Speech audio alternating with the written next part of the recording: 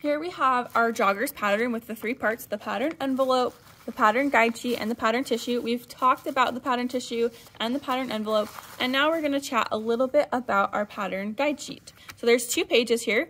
One is like our first set of instructions, and then this one is like when this one runs out of space and it gets to those, like finishes those instructions. This is just the end of the instructions. So this page has our last like 11 through 17 steps of instructions, 11 through 17, and then it has instructions in a different language. So I'm not going to deal with this one for a little while. I'm just going to fold it up because the other side's blank too, so there's nothing there. I'm going to fold it up, put it somewhere safe, like my pattern envelope, so that I don't lose it, because you don't want to lose your instructions. Then you're kind of stuck. I'll put those in here and put those off to the side for now, and I'm going to look at the first page of my pattern guide sheet. Let's open that up. So you can see, oh, 1 second. There we go. This side has a lot of information about just like getting set up, getting everything cut out, and then the other side has our first set of instructions on how to sew it. So we'll come back to this later. This is our sewing directions, but for now, let's look at the first side of it, page 1. It's 1 of 3 over here. And this first little part here, I'm gonna zoom in so you can see it better, shows us what the joggers are gonna look like.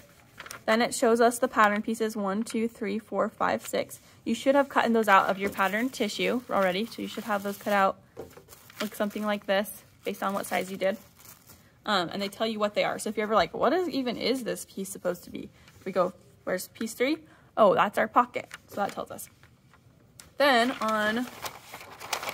we move over to the right, there's some general directions. So this is going to have some symbol keys. It's going to have some glossary terms for us. So if there's ever something you're like, I don't know what that means, then go ahead and just look through here and find it. So it tells us what our symbols mean. The grain line needs to be parallel to our selvage.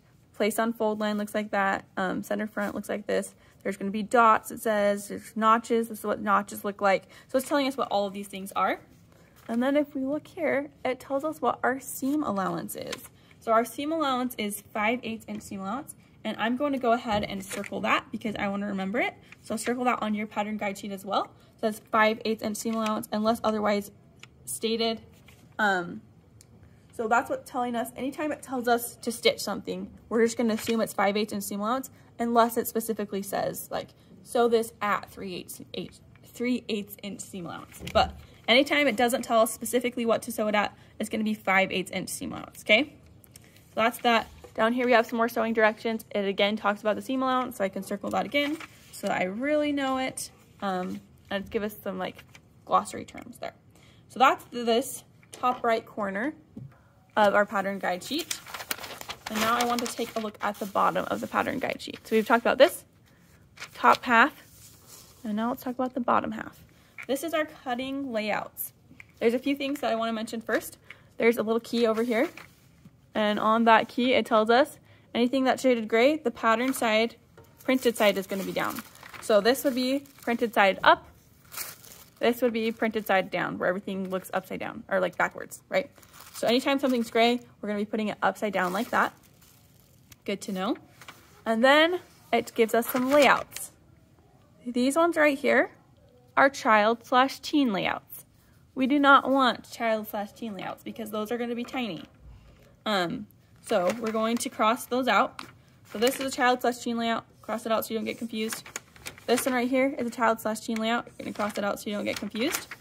And then we get to our adult/teen layout. So these are where we're actually going to be using them. You should have gotten 58 to 60 inch knit fabric, so kind of stretchy fabric. All of these are for 58 to 60 inch width fabric. And that's just saying off the bolt, it comes 58 to 60 inches. That's the width, and then you choose the length. So however long you told the person to cut, that's what you got. And then it goes through the sizes. So this one says extra small, small. This one says medium. This one says large or extra large. So go ahead and find the size you're going to be doing. I obviously already did this, and you just highlight it. So I went through and highlighted the size I'm going to be doing, and I circled my layout, right?